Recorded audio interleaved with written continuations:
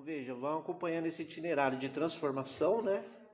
Daquele que estava alheio, alienado, estava longe, e agora é mudada a sua condição, a sua posição, e é trazido para perto, né?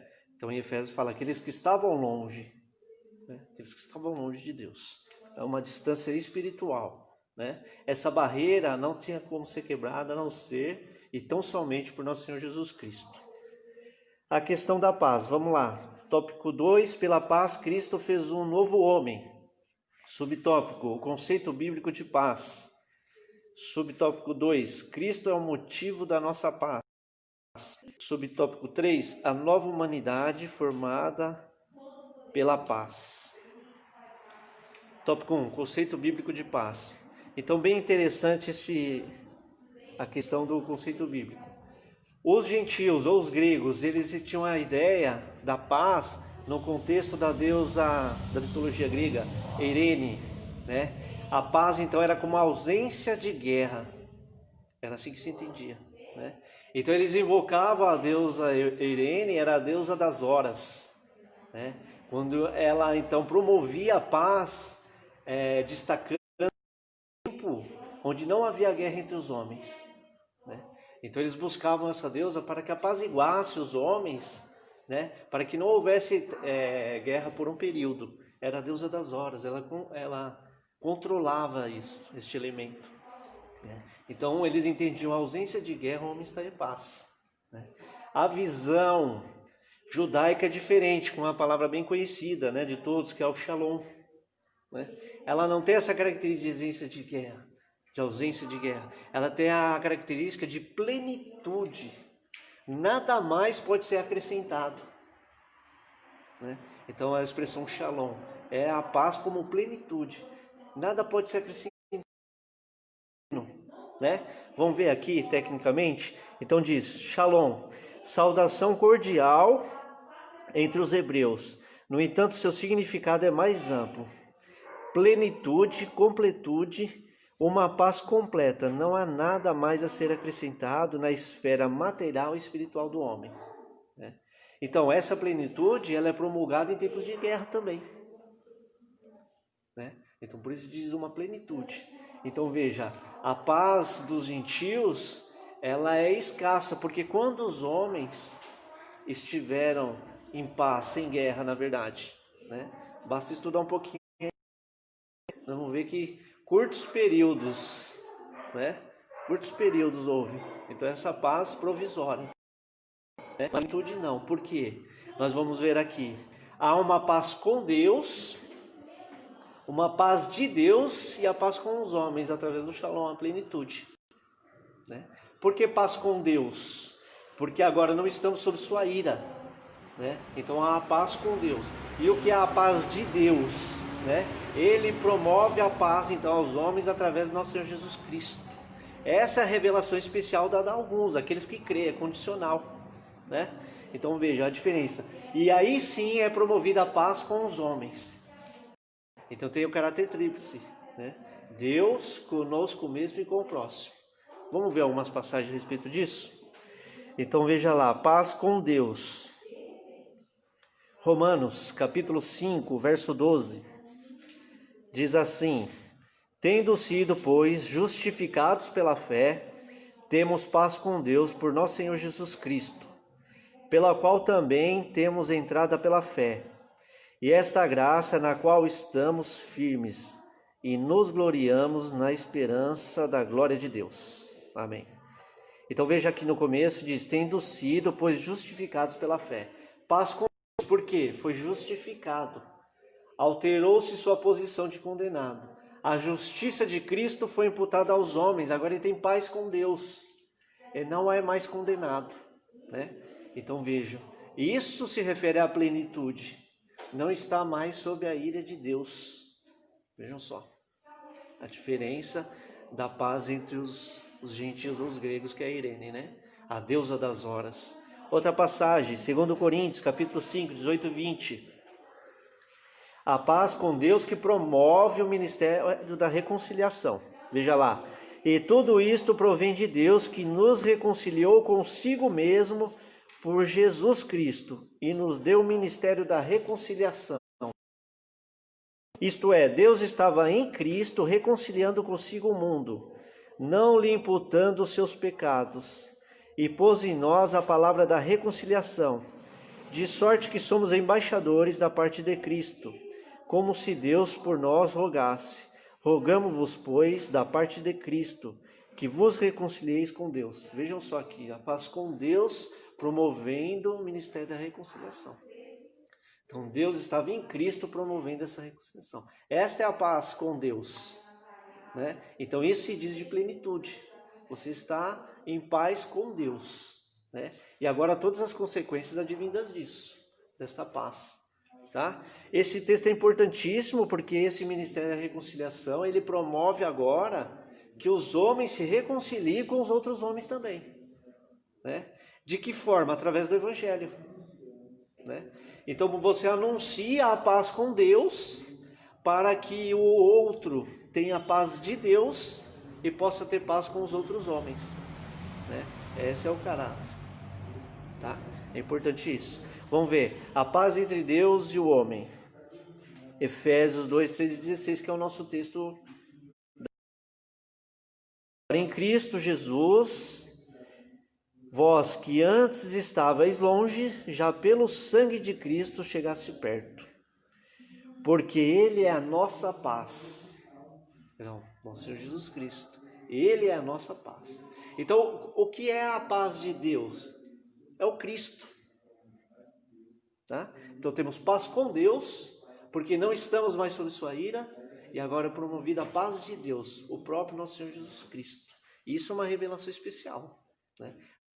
Aqueles que creem, tá? Então por que revelação especial? Porque há a revelação geral, concedida a todos os homens, mas aqueles que não estão atentos, eles estão alienados e não participam dessa paz. Vejam só, né? Estado de miséria, tá? Vamos lá.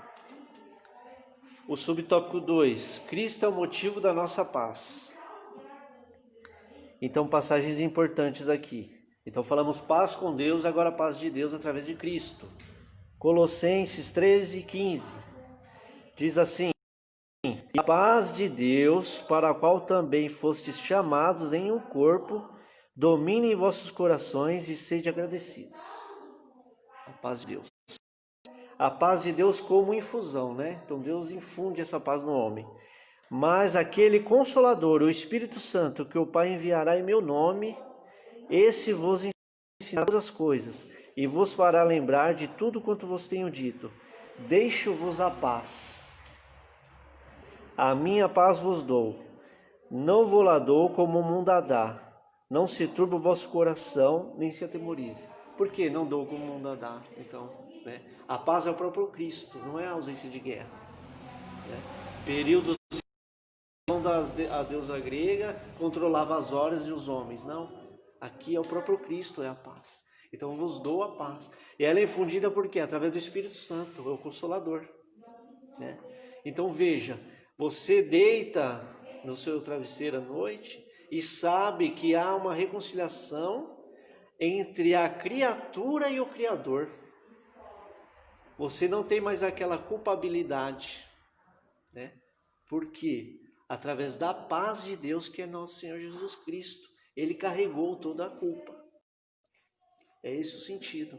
Então tem essa diferença, a gente precisa estar atento para isso, para não ficarmos alienados a respeito da história da redenção. Vamos ver outra passagem aqui. Então eu li João 14, 26 e 27. E Filipenses capítulo 4, verso 7. E a paz de Deus, que excede todo entendimento, guardará os vossos corações e os vossos pensamentos em Cristo Jesus. Amém. Aqui vejam, né? Estou falando, a paz é a própria pessoa do nosso Senhor Jesus Cristo. Ele é a paz. É o príncipe da paz, né? Já é o texto de Isaías, né? Diz isso. Príncipe da paz, tá? Então vamos lá. Então, promovido a paz de Deus, agora sim, o homem tem condições de promover a paz com os outros homens, tá? Então, vamos ver. 1 Pedro, capítulo 3, verso 11. Diz: aparte-se do mal, faça o bem, busque a paz e siga. Né?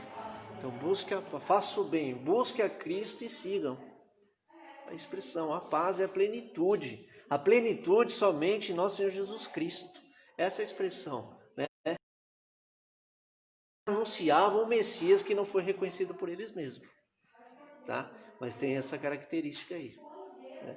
Então eles desejam com uma saudação cordial, né? Como nós falamos bom dia, né? Eles falam shalom apontando para num caráter messiânico, mas como não reconheceram o Messias, o Cristo, eles não têm a posse da plenitude, a despeito de ser uma saudação cordial, né? Shalom, né? Mas eles não têm o conhecimento objetivo da expressão, porque renegaram a paz, que é o próprio Cristo. Vejam só. Né? Então no texto de Efésios diz, aqueles que estavam longe, os gentios, e também os que estavam perto, os judeus. Tá? Essa é a condição aí. Então vamos ver. 4. Não atente cada um para o que é propriamente seu, mas cada qual também para o que é dos outros. Então busque a paz, né? Evite o mal. Mas como você tem condição de fazer isso? Se você tem uma característica psicológica da iminência da morte e do medo do porvir. Então como você vai pensar no outro? Mas na plenitude da paz em nosso Senhor Jesus Cristo, você abre espaço para isso. Porque não há mais temor da iminência da morte, que foi vencida pelo Cristo, né? E do porvir, que está seguro em Cristo. Somente assim você vai conseguir abrir ou transcender essa característica para o próximo. Senão, não tem como fazer. Não tem como fazer. Porque o homem não é capaz de fazê-lo sozinho, né? E um último texto aqui. Mateus 5:9. Bem-aventurados pacificadores. Bem-aventurados pacificadores, porque eles serão chamados filhos de Deus. Olha só como que vai transformando, né? Então essa é a história dos inimigos de Deus separados. Nós estamos falando dos pacificadores. A transformação. Por quê? Tirou você de uma condição de miserável e de condenado. Trouxe agora você é justificado através do sangue de Cristo. Reconciliou-se com Deus e promove a paz. Esta é a boa obra, porque é a anunciação do Evangelho. Tá? Essa é a condição. Vejam só. Esse é o ministério da reconciliação através do nosso Senhor Jesus Cristo. Vamos dar continuidade aqui, que a hora vai passando. Item 3, a nova humanidade formada pela paz. Então, nova humanidade. Expressão, talvez um novo povo, né? Um novo povo e não uma nova humanidade, né? Mas enfim, quais as características disso? Uma restauração, uma ordenação. E esse povo, então, é um povo remido. Por quê? Aqui se monta, então, o contributo da igreja. Este novo povo é a igreja, né? Então foi derrubado, né, como nosso superintendente falou, a muralha que separava a religiosidade, né? Então há uma restauração e uma ordenação da alma. E agora estes são remidos, tá? Então tem um caráter de natureza e jurídico, não está mais condenado. Isso é importante a gente saber. A justificação pela fé, ela é caráter forense, jurídico. É justiça de Deus. Teria que te condenar, mas agora não condena mais, porque foi pago. Foi pago por outro, que não você mesmo. Tá? Então veja, aí forma a igreja. Então para a gente entender isso, precisava estudar os atributos da igreja. Não teremos tempo aqui, mas vamos só citar esses atributos. Se diz do que? Unidade, santidade e universalidade. Por que universalidade? Agora um povo só. Não há mais grego, judeu, homem, mulher, rico, pobre. É uma coisa só. Universalidade, tudo. Unidade, tudo agora é um corpo do corpo, né? A extensão do Cristo é o que é a igreja, né? Conforme o pastor Eurico Bergs diz, então, o corpo místico de Cristo, porque é a extensão do Cristo. tá? É um só corpo. Então nós falamos unidade, universalidade e santidade em caráter progressivo, né? Santidade no contexto de Efésios é aquele que está separado para Deus.